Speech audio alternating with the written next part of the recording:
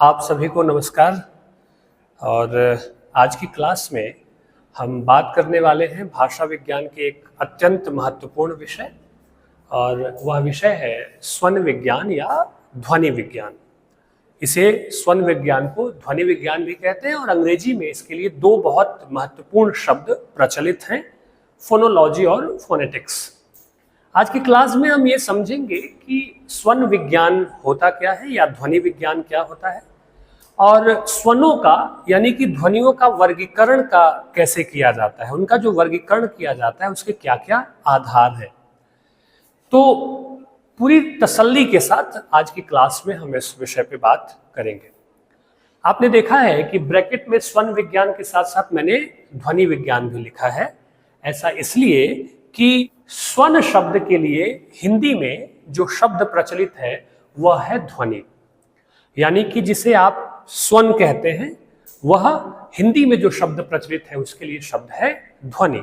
ठीक है, ध्वनि शब्द का प्रयोग स्वन के लिए किया जाता है। ठीक है, और जहां तक ध्वनि शब्द की बात है तो ध्वनि शब्द संस्कृत के ध्वन धातु में ई प्रत्यय लगाने से ध्वनि शब्द का निर्माण हुआ है, जिसका अर्थ होता है बोलना, कहना, आवाज करना या शब्द करना। वर्तमान में ध्वनि के लिए और भी सारे शब्द हैं, जैसे कि स्वन, ध्वनन, स्वन, स्वनन, ध्वन इत्यादि शब्द बहुत प्रचलित हैं। और अंग्रेजी में इसके लिए जो शब्द प्रयोग किए जाते हैं वो मैंने यहां लिख दिया है, फोनोलॉजी और फोनेटिक्स। ठीक है, ये जो दो शब्द हैं फोनोलॉजी और फोनेटिक्स, ये ग्रीक शब्द फोन से बने हैं, PHONE, ग्रीक शब्द फोन से बने हैं ये दोनों ही शब्द। ठीक है, और फोन का अर्थ होता है ध्वनि करना या स्वनन करना होता है। अब आप याद करिए, जो मोबाइल फोन हम चलाते हैं तो उसमें फोन क्यों जुड़ा है? क्योंकि उसका सीधा संबंध ध्वनि से है, बातचीत से है। तो ये ग्रीक शब्द फोन से फोनोलॉजी और फोनेटिक्स दोनों शब्द बने हुए हैं। ठीक है, और फोनोलॉजी यानी कि ध्वनि विज्ञान का अर्थ होता है, सामान्य ढंग से इसे अगर हम समझने की कोशिश करें तो ध्वनि विज्ञान का अर्थ होता है संसार की सभी भाषाओं की ध्वनियों का अध्ययन करना। ध्वनि विज्ञान का संबंध किसी भाषा विशेष से नहीं है, किसी एक भाषा विशेष से नहीं है। ध्वनि विज्ञान का संबंध संसार की समस्त भाषाओं के जो सैद्धांतिक पक्ष हैं और उनके जो व्यवहारिक पक्ष हैं उनका अध्ययन करना होता है। तो ये पूरा का पूरा जो स्वन विज्ञान है या ध्वनि विज्ञान है, या दुनिया भर की भाषाओं के सैद्धांतिक व्यवहारिक पक्षों के अध्ययन के लिए इसका प्रयोग किया जाता है। ध्वनियों का उच्चारण इत्यादि, अलग अलग भाषाओं में ध्वनियों का उच्चारण, ठीक है, उनका वर्गीकरण या उससे जुड़े हुए जो तमाम सारे पक्ष हैं उनका अध्ययन इस शाखा में किया जाता है, जिसे हम स्वन विज्ञान या ध्वनि विज्ञान कहते हैं। जैसा कि मैंने कहा कि ध्वनि विज्ञान का संबंध किसी एक भाषा से नहीं है, दुनिया की तमाम सारी भाषाओं से है। ठीक है, जैसे कि ध्वनि की परिभाषा, भाषा की ध्वनियां, ध्वनियों के गुण, ध्वनि का श्रोता तक पहुंचना इत्यादि जो तमाम सारे पक्ष हैं उनका अध्ययन इसके अंतर्गत किया जाता है। ठीक है, लेकिन यहीं पे एक छोटी सी शाखा विकसित होती है, वह शाखा है स्वनिम विज्ञान। स्वनिम विज्ञान की जो शाखा होती है जिसे कि हम फोनेमिक्स कहते हैं। फोनेमिक्स स्वन विज्ञान से थोड़ा अलग है, क्योंकि फोनेमिक्स में हम किसी एक भाषा का व्यवहारिक पक्ष और सैद्धांतिक पक्ष का अध्ययन करते हैं, और स्वन विज्ञान या ध्वनि विज्ञान में हम संसार की समस्त भाषाओं का अध्ययन कर सकते हैं। तो इसको ऐसे समझिए कि अगर ध्वनि विज्ञान या स्वन विज्ञान पूरा का पूरा अगर एक घर है, पूरा का पूरा एक मकान है, तो जो स्वनिम विज्ञान होगा, फोनेमिक्स, जिसमें किसी एक भाषा का अध्ययन किया जाता है, वह उस पूरे मकान का कोई एक कमरा हो सकता है। यानी कि स्वनिम विज्ञान यानी कि जो फोनेमिक्स है वह स्वन विज्ञान की एक शाखा है, क्योंकि स्वन विज्ञान या ध्वनि विज्ञान के अंतर्गत हम दुनिया की समस्त भाषाओं के सैद्धांतिक और व्यवहारिक पक्षों का अध्ययन करते हैं, और स्वनिम विज्ञान के अंतर्गत हम किसी एक समय में किसी एक भाषा का व्यवहारिक और सैद्धांतिक पक्ष का अध्ययन करते हैं। ठीक है, इस प्रकार हम यह भी कह सकते हैं कि स्वन विज्ञान या ध्वनि विज्ञान, ठीक है, स्वनों का या ध्वनियों का समष्टिगत अध्ययन है। ठीक है, और स्वनिम विज्ञान किसी मुख्य भाषा का व्यक्तिगत अध्ययन है। ये एक बुनियादी अंतर आप देख सकते हैं स्वन विज्ञान और स्वनिम विज्ञान के अंतर्गत। अब सवाल यह उठता है कि स्वन विज्ञान या ध्वनि विज्ञान में हम जिन ध्वनियों का, जिन स्वनों का अध्ययन करते हैं, वो कौन सी ध्वनियां हैं, वो कौन से स्वन हैं जिनका हम अध्ययन करते हैं। अब ताली बजा दी मैंने, ये भी एक ध्वनि है। आपने सीटी बजा दी, यह भी एक ध्वनि है। ढोलक बजने लगा, वह भी एक ध्वनि है। मेघ की आवाज आई, गर्जन आई, वह भी एक ध्वनि है। तो क्या इन सभी ध्वनियों का अध्ययन होगा ध्वनि विज्ञान के अंतर्गत? तो जवाब है नहीं। आपको अब याद आना चाहिए मानव भाषा और मानवेतर भाषा। ठीक है, हमने ये इस बारे में बहुत विस्तार से बात की है कि भाषा विज्ञान के अंतर्गत हालांकि पशु पक्षियों की भी भाषा है अपनी, उनकी अपनी बोलियां हैं, उनके अपने संकेत हैं, लेकिन भाषा विज्ञान में जिस भाषा के अभिलक्षण, प्रकृति और उससे जुड़े हुए सूक्ष्म से सूक्ष्म विषयों का वर्णन और विश्लेषण होता है, वह भाषा ताली की भाषा नहीं है, पशु पक्षियों की भाषा नहीं है, वह भाषा मनुष्य के मुख से निकली हुई भाषा है। यानी कि मानव जिन अपने वागेंद्रियों या स्वर तंत्रियों के माध्यम से जिन ध्वनियों का उच्चारण करता है, स्वन विज्ञान में उन्हीं ध्वनियों का अध्ययन, विश्लेषण और विवेचन किया जाता है। आई बात समझ में? इस संबंध में एक बड़े भाषा वैज्ञानिक हुए हरिश्चंद्र वर्मा। हरिश्चंद्र वर्मा ने कहा कि मेघ गर्जन की ध्वनि, सीटी की ध्वनि, ताली की ध्वनि, तबला बजाने की ध्वनि, ढोलक बजाने की ध्वनि, सड़क पे गाड़ी चलने की ध्वनि, ये तमाम सारी ध्वनियां हैं, लेकिन ये ध्वनियां निरर्थक हैं। ध्वनि विज्ञान या स्वन विज्ञान से इनका कोई संबंध नहीं है। इस प्रकार स्वन विज्ञान में स्वन का अर्थ हुआ मानव मुख से उच्चरित वे ध्वनियां जिनसे व्यवस्थित रूप से भाषा की संरचना खड़ी होती है। जिन ध्वनियों से भाषा की संरचना बनती है, खड़ी होती है, उसी ध्वनि को या उसी स्वन को हम स्वन विज्ञान या ध्वनि विज्ञान में लेते हैं या उसका अध्ययन करते हैं। मजेदार बात एक और है, या ध्यान देने वाली बात है कि भाषा के लिखित रूप से स्वन विज्ञान का कोई लेना देना नहीं है। भाषा का लिखित रूप वर्ण हो जाता है, ठीक है, या भाषा एक खास लिपि में लिखी जाती है। स्वन विज्ञान में सिर्फ और सिर्फ ध्वनियों का अध्ययन किया जाता है। और भाषा के लिखित रूप में अलग अलग भाषाओं में कई तरह की विविधताएं भी देखने को मिलती है, इसलिए वर्णों का या लिखित रूप का अध्ययन नहीं किया जाता है। जैसे उदाहरण के तौर पे अंग्रेजी में सी फॉर कैट, यहां सी क के लिए आ गया। के फॉर किट, KIT लिख दीजिए तो वो के भी क के लिए आ गया। केमिस्ट्री लिखना है आपको CH, तो CH क के लिए आ गया। क्वालिटी लिखना हो आपको तो Q भी क के लिए आ गया। यानी कि ध्वनि एक क है, लेकिन उसके लिए संकेत चिन्ह C भी है, K भी है, CH भी है, Q भी है। इसलिए भाषा के लिखित रूप का जिसका संबंध वर्ण से है, उसका अध्ययन स्वन विज्ञान या ध्वनि विज्ञान में नहीं किया जाता है, क्योंकि वहां अलग अलग भाषाओं में एक ध्वनि के लिए कई तरह के संकेत चिन्ह देखने को मिलते हैं। इसलिए स्वन विज्ञान का संबंध सिर्फ मानव मुख से उच्चरित ध्वनियों से है, उसके लिखित रूप से भी इसका कोई संबंध नहीं है। ठीक है, इस संबंध में डॉक्टर उदय नारायण तिवारी की एक बड़ी अच्छी परिभाषा है।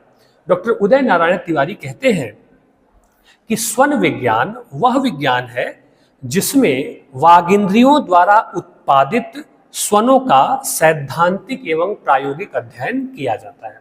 स्पष्ट बात वो कह रहे हैं कि वागेंद्रियों मुख से उत्पादित जो स्वन है, यानी कि जो ध्वनियां हैं, उनका सैद्धांतिक एवं प्रायोगिक दोनों अध्ययन किया जाता है। सैद्धांतिक रूप से भी उनकी स्थिति स्पष्ट की जाती है और प्रायोगिक रूप से भी उनका अध्ययन किया जाता है।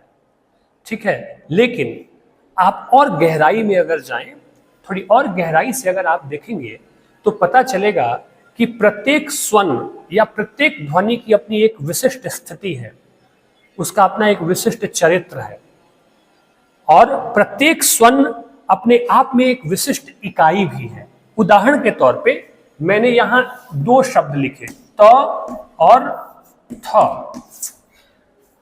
ठीक है, माफ कीजिएगा, उदाहरण के लिए मैं दो वर्ण लिखे, त और थ।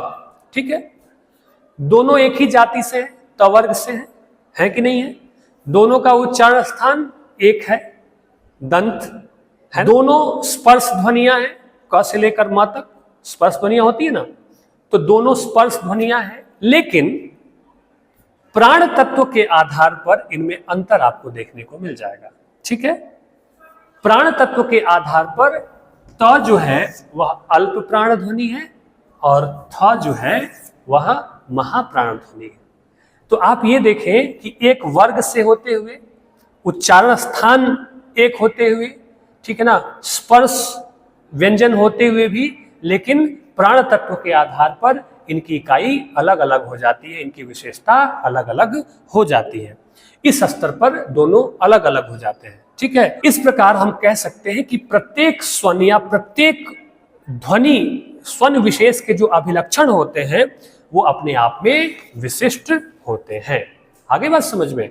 तो इस प्रकार आप देखें कि स्वन विज्ञान या ध्वनि विज्ञान का संबंध मानव मुख से उच्चरित ध्वनियों के विशेष अध्ययन से, उनके सैद्धांतिक और उनके प्रायोगिक पक्षों के गहरे अध्ययन से है। और आगे चलकर हम यह जानेंगे कि उस अध्ययन की कैसी कौन कौन सी शाखाएं हैं और किन आधारों पर स्वनों का वर्गीकरण भी किया जाता है।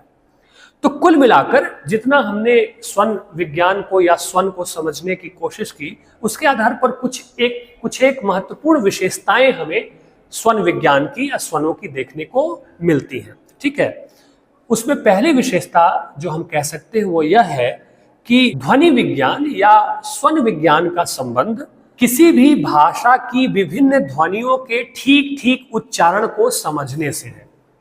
दुनिया की तमाम सारी भाषाएं हैं, है ना, उनके उच्चारण के अपने अपने तरीके हैं। ठीक है, तो स्वन विज्ञान में या ध्वनि विज्ञान में अलग अलग भाषाओं की जो ध्वनियां हैं उनका उच्चारण कैसे ठीक ढंग से किया जाएगा ये हमें सीखने समझने को मिलता है। जैसे कि मैंने एक उच्चारण किया सर, ठीक है, सर का अर्थ होता है तालाब, तालाब अर्थ होता है, लेकिन इस स की जगह अगर मेरे उच्चारण में आ गया शर, अगर मैंने शर बोला तो इस शर का अर्थ होता है बाण या तीर, है कि नहीं है? मात्र उच्चारण भर से, ध्वनि के उच्चारण भर से सर और शर दोनों के उच्चारण भर से अर्थ कितना बदल गया। इस एक जो स ध्वनि है, इस सर का अर्थ होता है तालाब, और ये जो ध्वनि है श, इस शर का अर्थ होता है बाण। तो ध्वनि विज्ञान या स्वन विज्ञान में हम भाषा के ठीक ठीक, भाषा की जो ध्वनियां हैं उन ध्वनियों के ठीक ठीक उच्चारण के बारे में सीखते और समझते हैं। आगे बात समझ में? इसकी दूसरी विशेषता है, ठीक है, कि स्वन विज्ञान का प्रयोग दुनिया की अलग अलग भाषाओं को सीखने के लिए किया जाता है। ठीक है, कैसे? अब जब हम हिंदी तो हम सीख चुके हैं, लेकिन जब हम अंग्रेजी सीखते हैं तो सबसे पहले हम क्या सीखते हैं? ABCD यही सीखते हैं ना, जो उसकी जो मूलभूत ध्वनियां हैं।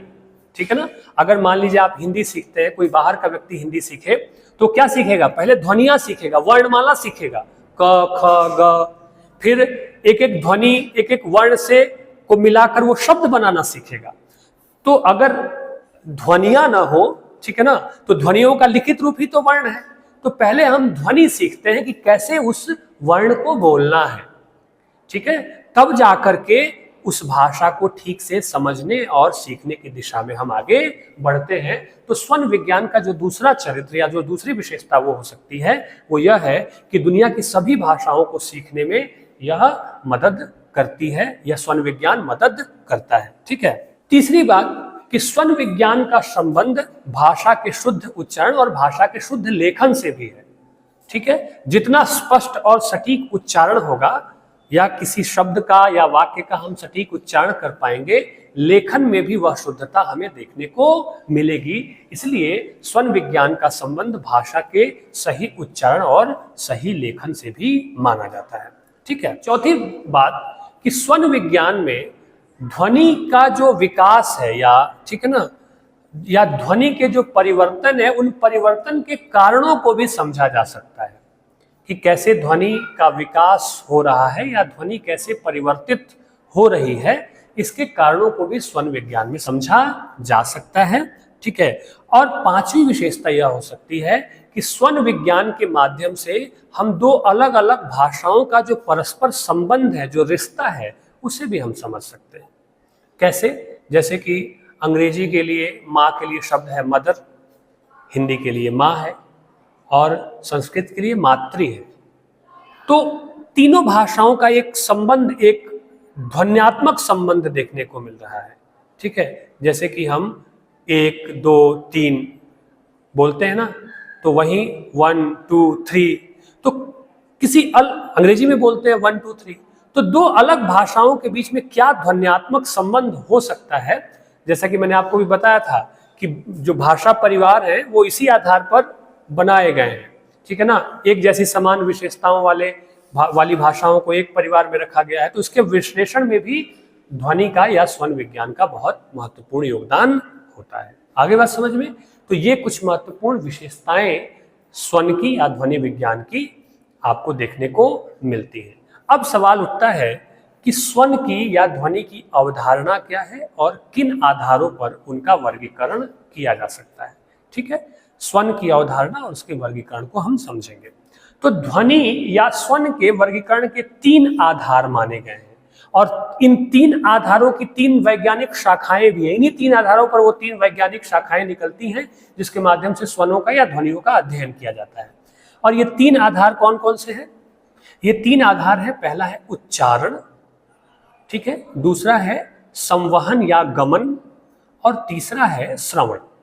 ठीक है, पहला है उच्चारण, दूसरा है संवहन या गमन, और तीसरा है श्रवण। इन 3 आधारों पर स्वनों का वर्गीकरण देखने को मिलता है, और इन्हीं 3 आधारों से 3 शाखाएं भी बनी हुई हैं जो विशेष रूप से उसके अंतर्गत उस शाखा के अंतर्गत इन आधारों का अध्ययन किया जाता है। ठीक है, पहला जो है उच्चारण, उच्चारण की जो शाखा बनी वह है औच्चारणिक ध्वनि विज्ञान, दूसरा संवहन या गमन है तो उसके लिए ध्वन्यात्मक या भौतिक, और तीसरा है श्रवण, इसके लिए जो शाखा है वह है श्रावणिक।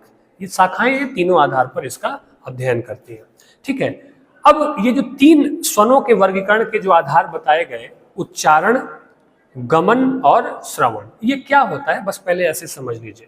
पहले उच्चारण आता है, जैसे कि मैं कुछ बोल रहा हूं, मेरी स्वर तंत्रियों से जो आवाज निकल रही है वो हवा के माध्यम से, लहरों के माध्यम से आप तक पहुंच रही है और आप उसे सुन रहे हैं। मेरे और आपके बीच में एक संवाद स्थापित हो रहा है। अगर आप बोलने लग जाएं तो वही बात होगी, आपके स्वर तंत्रियों से निकली हुई जो ध्वनियां हैं वो ध्वनियां हवा के माध्यम से संचरण करती हुई मुझ तक पहुंचेंगी और अर्थ का संप्रेषण हो जाएगा। तो ये एक अवस्था होती है। इन्हीं 3 अवस्थाओं, बोलना यानी कि उच्चारण, दूसरा संवहन हवा से होते हुए माध्यम और तीसरा जो आप सुनते हैं तो श्रवण, इन 3 आधारों पर स्वनों का वर्गीकरण किया जाता है, जिसमें सबसे पहला जो आधार है वह है उच्चारण। ठीक है, हमारे भीतर बहुत सारे उच्चारण अंग हैं, बहुत सारी स्वर तंत्रियां हैं, जैसे कंठ है, तालु है, मूर्धा है, ओष्ठ है, दांत है, बहुत सारी स्वर तंत्रियां हैं। इन स्वर तंत्रियों के माध्यम से, जिन्हें कि हम वागेंद्रियां कहते हैं, बहुत सारी ध्वनियां हम निकालते हैं और वो ध्वनियां हवा के माध्यम से गमन करती हुई, संचरण करती हुई श्रोता तक पहुंचती हैं। ठीक है, कंठ, ओष्ठ, मूर्धा, दंत, ठीक है, दंतोष्ठ, कंठ तालु, इन सब वाग यंत्रों की सहायता से जो निकली हुई ध्वनियां हैं उनका अध्ययन करना और वागेंद्रियों का भी विस्तृत अध्ययन करना इस पहली अवस्था में आता है, या वर्गीकरण के पहले आधार में आता है, जिस आधार का नाम है उच्चारण। यानी कि उच्चारण के आधार पर ध्वनियों का वर्गीकरण या स्वनों का वर्गीकरण किया जाता है। ठीक है, इसलिए इस विज्ञान को जो शाखा है वो औच्चारणिक ध्वनि विज्ञान भी कहते हैं। ठीक है, लेकिन अब सवाल ये होता है कि कौन सी ध्वनियां?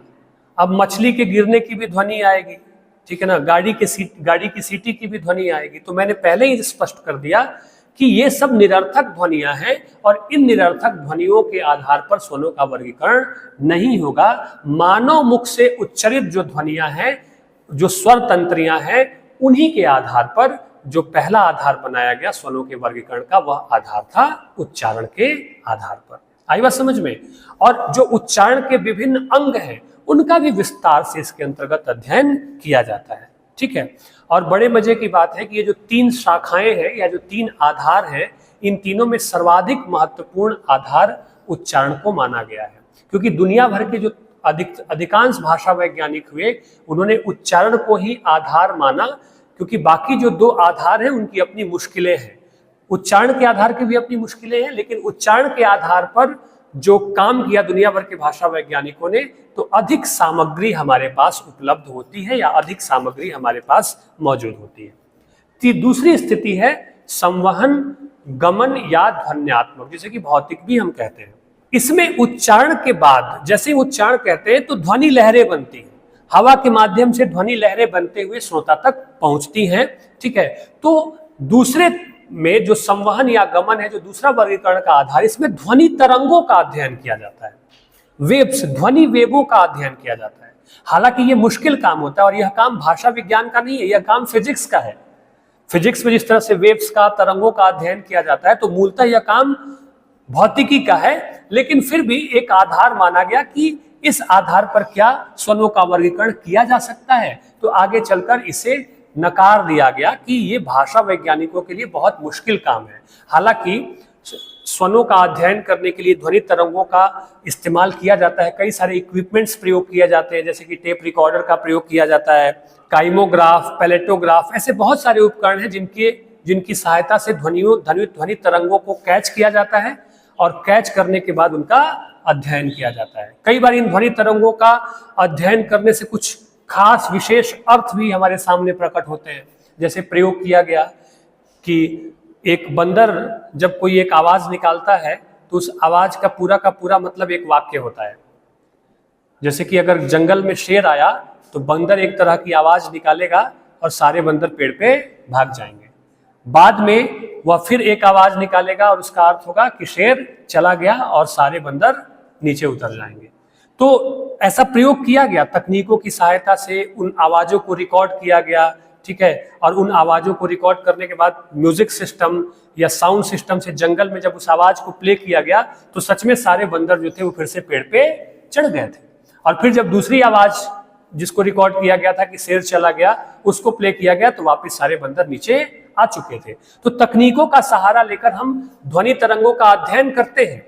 ठीक है, लेकिन यह काम मूलतः भाषा विज्ञान का ना होकर भौतिक शास्त्र का नजर आता है। ठीक है, तो दूसरा आधार जो माना गया वह ध्वनि तरंगों के आधार पर स्वरों का वर्गीकरण। ठीक है, तीसरा आधार है श्रवण। ठीक है, अब सुनने वाले पर भी ध्वनि का प्रभाव पड़ता है। ठीक है, तो सुनने के आधार पर, श्रवण के आधार पर भी स्वरों का वर्गीकरण किया गया। ठीक है, अब विचारणीय बिंदु इसमें क्या है? विचारणीय बिंदु इसमें यह है कि दूसरा और जो तीसरा आधार है, ठीक है, यानी कि ध्वनि तरंगों के आधार पर स्वरों का वर्गीकरण, यह बहुत ठोस एक स्थिति नहीं दे पाता है, क्योंकि फिजिक्स में ये सारी चीजें होती हैं और उसको तय करने के बड़े सारे पैरामीटर्स हैं और चीजें फिर उसमें उलझ जाती हैं। तो दूसरा आधार तो नहीं माना जा सकता है। तीसरा आधार जो है वह भी बहुत उपयोगी या वैज्ञानिक नहीं दिखाई देता है, क्योंकि एक ही ध्वनि का प्रभाव, एक ही वाक्य का प्रभाव अलग अलग व्यक्तियों पे अलग अलग पड़ सकता है। जैसे हो सकता है कि किसी की बात आपको बहुत सामान्य लगे और किसी को लगे कि वह आवाज मीठी नहीं है, वह आवाज बहुत कर्कश है। किसी को मधुर लग सकती है और किसी को कर्कश लग सकती है। तो यह भी व्यक्तिनिष्ठ हो जाता है, वस्तुनिष्ठ ना होकर, सार्वभौमिक ना होकर, ये पर्सन टू पर्सन निर्भर करता है कि किसी की आवाज किसी को मीठी लग रही है, अच्छी लग रही है, किसी को किसी की आवाज अच्छी नहीं लग रही है। ठीक है, तो जो तीसरा आधार है श्रवण, इस आधार पर स्वरों का वर्गीकरण जो है वह वस्तुनिष्ठ ना होकर, सार्वभौमिक ना होकर व्यक्तिनिष्ठ हो जाता है। ठीक है, क्योंकि मैंने कहा है कि किसी एक व्यक्ति को कोई ध्वनि मधुर प्रतीत हो सकती है और किसी को वह ध्वनि मधुर प्रतीत नहीं हो सकती है। ठीक है, दूसरी बात यह है कि ध्वनि श्रवण के प्रभाव को व्यक्त करने के लिए पर्याप्त शब्दावली का अभाव देखने को मिलता है, तो इसलिए भी यह एक बड़ी समस्या है। इस प्रकार हमारे पास केवल एक आधार बच जाता है और वह आधार है उच्चारण का आधार, जिसके आधार पर स्वरों का वर्गीकरण किया जाता है। परंतु यह भी बहुत वैज्ञानिक नहीं है, इसकी भी अपनी खामियां हैं। लेकिन बाकी के जो दो आधार हैं, ये दो आधार इसकी तुलना में कमजोर हैं या किसी अन्य आधार की अभी तक खोज नहीं हो पाई है जो इससे भी अधिक मजबूत और शक्तिशाली हो। इसलिए स्वरों के वर्गीकरण के लिए जो मुख्य आधार लिया जाता है वह लिया जाता है उच्चारण। उच्चारण के आधार पर ही इनका वर्गीकरण किया जाता है, ठीक है। और ध्वनि उत्पादन के आधार पर आप देखेंगे कि हम ध्वनि उत्पादन के आधार पर हम भाषा ध्वनियों को दो वर्गों में बांटते हैं, ठीक है। पहला है खंड स्वन और दूसरा है अखंड स्वन। खंड स्वन और अखंड स्वन। खंड स्वन में किसी भी भाषा के स्वर और व्यंजन आते हैं, ठीक है। अब स्वरों का वर्गीकरण आप जानते हैं कैसे किया जा सकता है, ठीक है ना। उच्चारण के आधार पर, बोलने के आधार पर व्यंजन का वर्गीकरण किया जा सकता है, प्राण तत्व के आधार पर, ठीक है, उच्चारण के आधार पर, ठीक है ना। ये और जो दूसरा यानी कि खंड स्वन जो होते हैं उसमें स्वर और व्यंजन आते हैं, और जो अखंड स्वन होते हैं उस अखंड स्वन में बलाघात, सुर, तान इत्यादि आते हैं जिनका कि कोई विभाजन नहीं किया जा सकता। बलाघात तो बलाघात है, शब्द बलाघात होगा, वर्ण बलाघात होगा, वाक्य बलाघात होगा, ठीक है। या फिर सुर तान होगा, किसी एक निश्चित भावबोध को प्रकट करने के लिए वो निश्चित सुर तान की आवश्यकता होती है, तो उनको हम विभाजन नहीं कर सकते, उनका खंडन नहीं किया सकता है। लेकिन जो खंड स्वन है यानी कि स्वर और व्यंजन, इनका विभाजन किया जा सकता है। तो कुल मिलाकर ये तीन आधार दिखाई देते हैं, उच्चारण, संवहन और श्रवण, जिसमें से उच्चारण के आधार पर जो स्वरों का वर्गीकरण किया जा सकता है, जिसमें कि खंड स्वन है और अखंड स्वन है। अखंड स्वन जिनका विभाजन संभव नहीं है, और खंड स्वन में आते हैं स्वर और व्यंजन। तो स्वर और व्यंजनों का कैसे विभाजन किया जाता है ये सब आप जानते हैं, बहुत बुनियादी बातें हैं, ठीक है ना। कि ह्रस्व स्वर हो गए, दीर्घ स्वर हो गए, किन आधारों पर स्वरों का वर्गीकरण किया जाता है, किन किन आधारों पर व्यंजनों का वर्गीकरण किया जाता है, तो उसे भी आप इसमें शामिल कर सकते हैं। और हम देख सकते हैं कि स्वन विज्ञान क्या है, ध्वनि विज्ञान क्या है, ये स्पष्ट हुआ। और इसकी अवधारणा क्या है, इसकी अवधारणा से मतलब कि किन ध्वनियों को इसके अंतर्गत शामिल करना है। वर्ण का लिखित रूप भी नहीं आएगा, निरर्थक ध्वनियां भी इसमें नहीं आएंगी। स्वनिम विज्ञान क्या हो जाएगा, यानी कि स्वनिम विज्ञान किसी एक भाषा की ध्वनियों का अध्ययन करता है, जबकि स्वन विज्ञान समष्टिगत रूप से पूरी दुनिया की भाषाओं का अध्ययन करता है। फिर इसकी विशेषताओं पे भी हमने प्रकाश डाला और अंत में हमने देखा कि किन आधारों पर इसका वर्गीकरण किया जा सकता है। आगे बात समझ में स्पष्ट है। तो आज की क्लास में हमने इसे समझने का प्रयास किया। मुझे उम्मीद है कि आपने इस विषय को ठीक से समझ लिया होगा, ठीक है ना।